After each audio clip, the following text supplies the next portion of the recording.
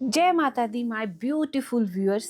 तो शाम के बज गए हैं लगभग 5:30 और सनसेट भी अब होने ही वाला है। ठंडी ठंडी सी हवाएं चल रही है।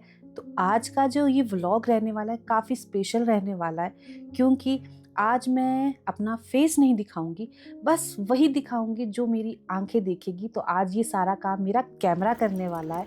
तो अभी ये आगे चल रहे हैं मेरे कुछ खास लोग, जिसमें एक मेरे मदर इन लॉ हैं, मेरी बेटी है और मेरे कज़न सिस्टर हैं, जो थोड़ी देर पहले ही हमसे मिलने हमारे घर आए थे। तो अभी ये अपने घर की तरफ निकल रहे थे, तो हमने सोचा इन्हें छोड़कर भी आते हैं आधे रास्ते तक, और हम भी इस शाम की थोड़ी सी ठंडक को महसूस कर लेते हैं। कभी कभी इस तरह की अनप्लैन्ड आउटिंग्स भी काफ़ी मज़ा दे देती है। तो रास्ते में ही हमारा ऑफिस भी पड़ता है, तो एक ज़रूरी डॉक्यूमेंट पे साइन करने के लिए मुझे बुलाया गया था कल से लेके। तो सोच रही हूँ आज ये काम भी निपटा लेती हूँ।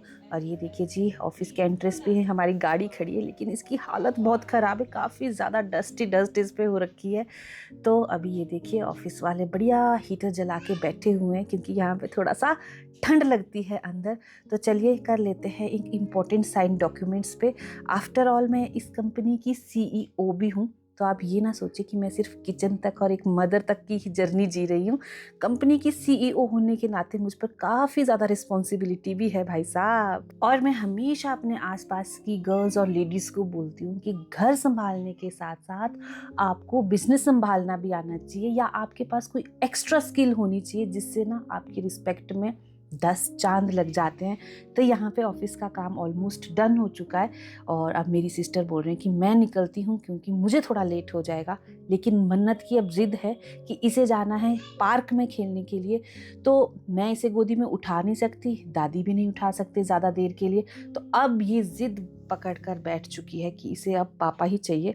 तो अब पापा के लिए भी एक अनप्लैन्ड आउटिंग हो गई है, क्योंकि इनका भी अब काम सफ़र करने वाला है। तो अब मन्नत बड़ी बेचैन हो रही है अपने पापा के लिए। तो जैसे तैसे बेटी का रोना चीखना सुन के अब पापा भी बाहर निकल चुके हैं। तो ये होती है बच्चों की ताकत, जो हम बड़े बड़े नहीं करवा सकते ना, ये छोटे छोटे बच्चे बस थोड़ा सा रोने धोने से अपना काम निकलवा लेते हैं। तो बस फिर अब इन सबको करते हैं टाटा बाय बाय। और काफ़ी दिनों से मेरा एक पार्सल यहाँ ऑफिस में आ रखा है, लेकिन ये घर तक नहीं पहुँचा। चलिए फाइनली इसे भी आज घर की तरफ लेके चलते हैं। तो अब दीदी गए तो मन्नत के पापा ने हमारी टीम ज्वाइन कर ली, और पार्क यहाँ से थोड़ी ही दूरी पे है। तो चलिए थोड़ा सा मार्केट भी देखते हैं और पार्क भी पहुँचते हैं। ठंड काफ़ी ज़्यादा लग रही है।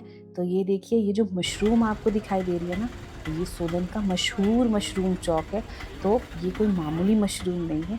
और अब हम लोग एंटर कर रहे हैं सोलन के मॉल रोड पे, और यहाँ पे साफ साफ लिखा है कि 5:30 से लेके 8 बजे तक कोई भी गाड़ी यहाँ पे नहीं चलेगी।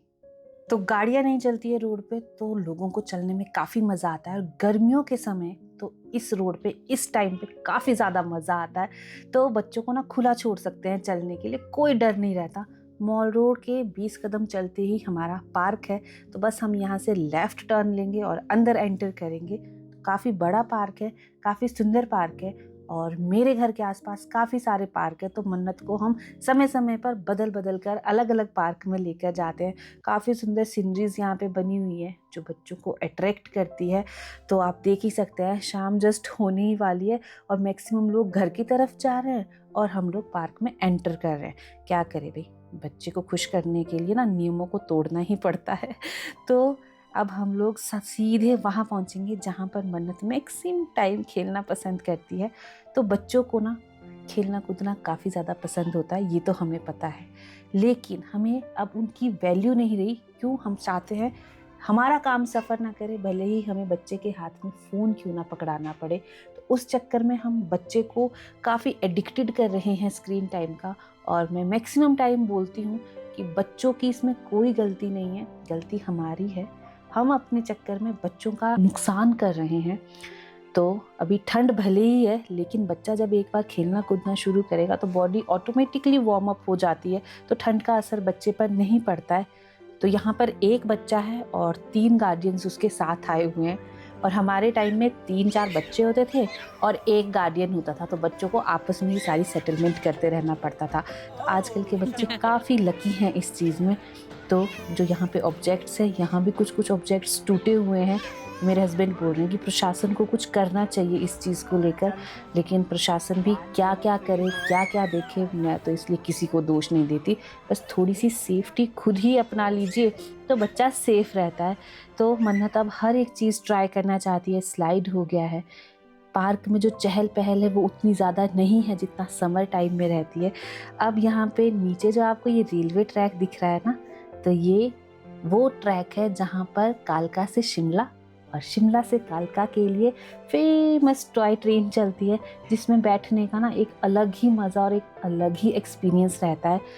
पतझड़ का मौसम है, सारे पेड़ों से पत्तियां झड़ चुकी है, तो ये खाली खाली से पेड़ मुझे ज़्यादा अच्छे नहीं लगते, लेकिन खूबसूरती ढूंढना आनी चाहिए। खूबसूरती देखने वाले की आंखों में होती है, ऐसा बोलते हैं ना। तो काफ़ी सारा खेलने के बाद और काफ़ी सारा इंजॉयमेंट करने के बाद अब हम मन्नत को समझा बुझा के घर लेके जा रहे हैं, क्योंकि अंधेरा हो चुका है। शहरों में पूरी लाइटें जगमगा चुकी है और अब चलते हैं घर की तरफ। और रास्ते में आते आते हम लोगों ने सब्जियां भी खरीद ली थी। तो घर आते ही सबसे पहले सबको पानी ऑफर किया, खुद भी एक गिलास में गर्म पानी निकाला और बाउल में भी एकदम उबलता हुआ पानी निकाल दिया, क्योंकि मुझे धोनी है वो सब्जियां जो मैं लेके आई हूँ मार्केट से। तो देखिए इस तरह का कुछ मैं ग्रीन ग्रीन सा लेके आई हूँ। अब इसका नाम मुझे याद नहीं दुकानदार ने क्या बोला था, आप लोग कमेंट सेक्शन में बताना। मैं तो इसे कद्दू का बच्चा ही बोलूँगी, क्योंकि मेरे लिए ये कद्दू की शेप का है और फर्स्ट टाइम घर में आया है और फर्स्ट टाइम कट के पकने वाला है, तो वो भी मुझे नहीं पता कि कैसा रहने वाला है इसका एक्सपीरियंस। फ़िलहाल के लिए इसे अच्छे से गर्म पानी से धो लेते हैं और एक कुर्सी पे बैठ के अच्छे से इसे काटना शुरू करते हैं। तो काटने में तो इसे बड़ा मज़ा आ रहा है, क्योंकि ये इतना सॉफ्ट है, इतना सॉफ्ट है, तो मज़ा ही आ गया इसको काटते काटते। जितनी देर में मैंने सब्जियां काटी उतनी देर में मम्मी ने यहाँ पे आटा भी गूंथ दिया, और आटा भी बिल्कुल मेरी पसंद का गूंदा है, बिल्कुल सॉफ्ट सॉफ्ट सा। तो चलिए ये एक बड़ी हेल्प हो गई। अब मैंने मसाला भी छील लिया है, लेकिन इसको पीसने की जिम्मेवारी मैंने अपने हस्बैंड को दी है, क्योंकि ये भारी पत्थर है और इसको ज़मीन पे बैठ के ही पीसा जाए ना तो अच्छे से मज़ा आता है। किसी ने मुझे कमेंट सेक्शन में पूछा था कि ये पत्थर किस चीज़ का बना है, तो ये पत्थर है बेसाल्ट स्टोन, जो कि काफ़ी ज़्यादा फेमस होता है हमारे यहाँ, क्योंकि काफ़ी ज़्यादा सॉलिड होता है, टिकाऊ होता है। और डंडा तो मैंने बताया ही था कि ये टिम्बर वुड का बना हुआ है। तो मेरे हस्बैंड ने काफ़ी मशक्क़त करने के बाद अच्छे से मसाला भी पीस लिया है, और यहाँ पे मेरा सरसों का तेल भी ऐड कर दिया है कढ़ाई में। तो सब्जी मैं हमेशा सरसों के तेल में बनाती हूँ और दाल हमेशा ऑलिव ऑयल में बनाती हूँ। तो तेल हो चुका है गरम, अब फटाफट से इसमें तड़का मारने की तैयारी करते हैं। मसाला हो चुका है रेडी, साथ ही में जितने भी मुझे खड़े मसाले ऐड करने थे वो मैंने एक कटोरी में पहले ही निकाल के रख दिए हैं।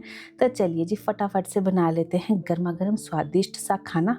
और जितनी देर में मैं खाना बना रही हूँ ना, उतनी देर में यहाँ पे सभी लिविंग रूम में बैठकर मन्नत की चुलबुली हरकतों का मज़ा ले रहे हैं। इन लोगों को नहीं पता कि मैं इनकी वीडियो बना रही हूँ, क्योंकि ये सब लोग ना कैमरा के सामने आने से मना करते हैं। लेकिन आज इन्हें ये चीज़ अजीब लगती है। जब 10 साल बाद ये वीडियो में खुद को ऐसे देखेंगे तो यकीन मानिए इन्हें बहुत अच्छा लगेगा। तो अभी मैं चुपके चुपके से इन्हें सभी को शूट कर रही हूँ। और यहाँ पे बड़े दिनों के बाद मेरे ब्रदर इन लॉ भी घर में आ गए हैं। तो आज घर में काफ़ी ज़्यादा रौनक है, पूरा का पूरा परिवार मेरा आज घर में पहुँच चुका है। तो लो जी यहाँ पे सब्जी भी ऑलमोस्ट बन के रेडी होने ही वाली है, क्योंकि मेरा मसाला बड़ा खतरनाक सा यहाँ पे दिखाई दे रहा है। तो यहाँ से कॉन्फिडेंस आ चुका है कि सब्जी स्वादिष्ट बनने वाली है।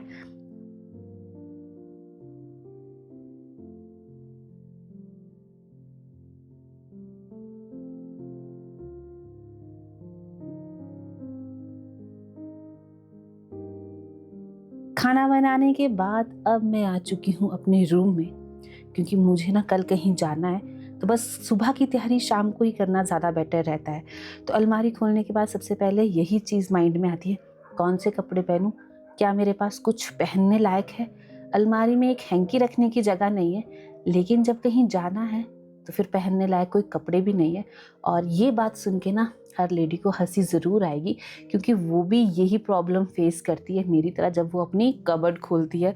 तो फाइनली कपड़े भी सिलेक्ट कर ही लिए जैसे तैसे कि ये पहन के जाऊंगी, और सारा ज़रूरी सामान भी बैग में रख लिया है।